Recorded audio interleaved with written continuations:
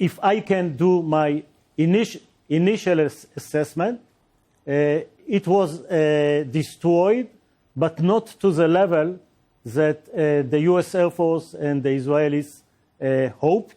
It is not total destruction, but it's enough destruction if you add it as the marginal installation on the nuclear many sites of Iran that were attacked in the last 10 days. Mm-hmm.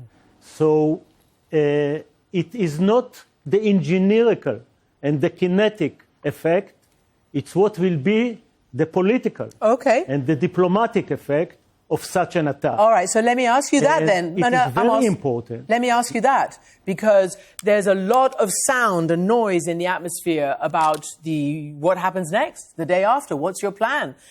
Is it regime change? I mean, the Israeli military have gone from nuclear targets, from military targets, to full-on regime targets, and not just international, not just the foreign regime, forces, but those who are responsible for control and dissent domestically.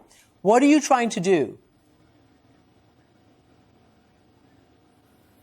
The stated goals of the Israeli government and the Israeli military is to destroy as much as possible the nuclear program, the ballistic missiles arrays that firing missiles into Israel, and to create the condition for a better deal with Iran.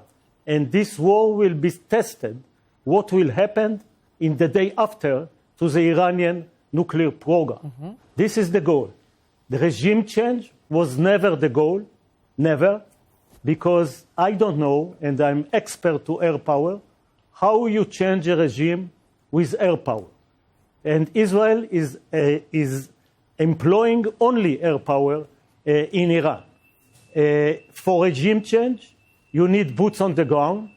Neither the US nor Israel want to put boots on the ground.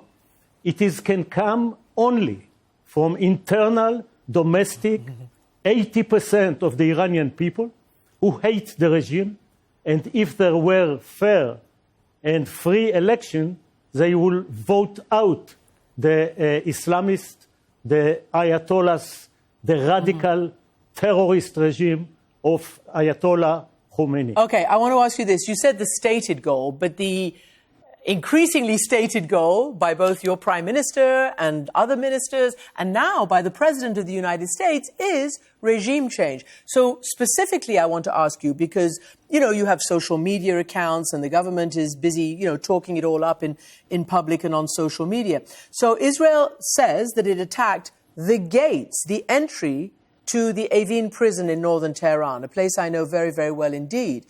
And now it's posted in Persian a video of the prison attack with the caption, "Symbol of Repression."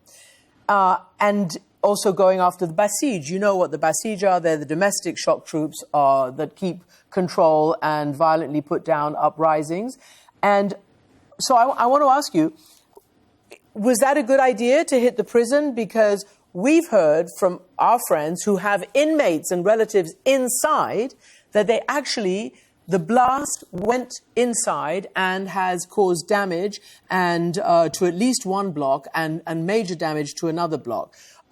So apparently there's been a big internal debate in Israel about the wisdom of doing this.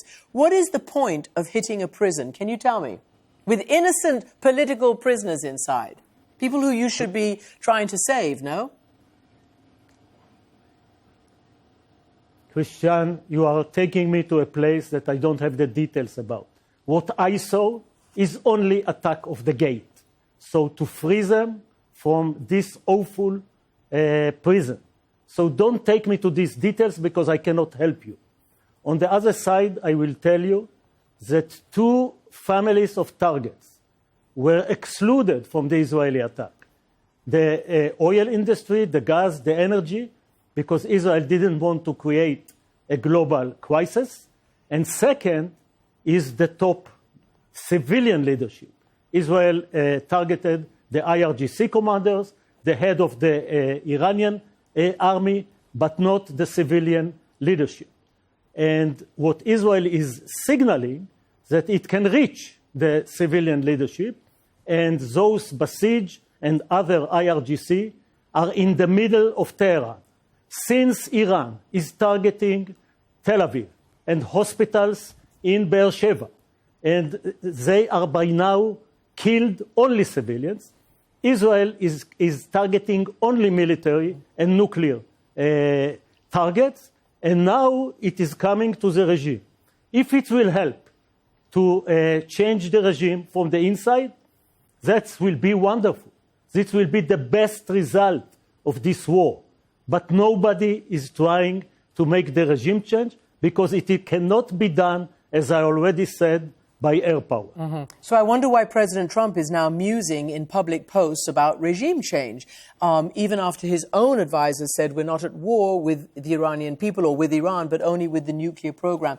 And with respect, I mean, we have plenty of reporting that plenty of civilians have been killed and injured. So I want to know what you think about unintended consequences to all of this, but most particularly, what do you think would be a viable or the most obvious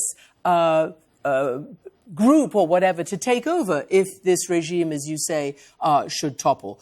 I mean, who do you identify as being able to actually do that and run the place without it becoming a failed state or a disintegrated state? Do you have any ideas?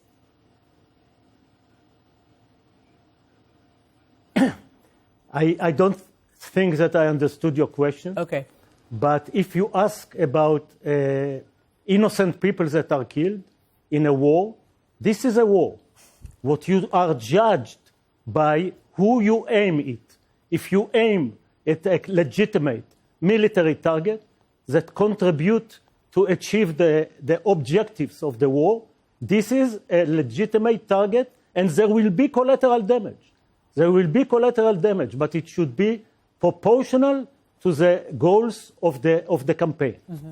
And if you ask me what is the outcome of this campaign, I will be very happy if the Iranian nuclear program will be rolled back as much as possible, if Israel will destroy the ballistic missiles and the launchers of the ballistic missiles that are flying to my country every night and killing only civilians, and if we will be able to bring this awful regime into the negotiation table with less leverages than they have before, mm-hmm. and the Americans or the superpowers that will negotiate with them will be able to bring a reliable, credible agreement that will stop all the Iranian threat to the bomb.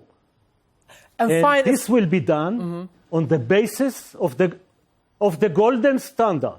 The golden standard is allowing a country that want to have a nuclear power reactors to get the enriched uranium for the reactors from the outside, from international consortium, and when it is used and produce plutonium that can also be a source of atomic bomb, okay. It is shipped out. Okay. By the way, mm-hmm. This is exactly what's happening as we speak in the UAE.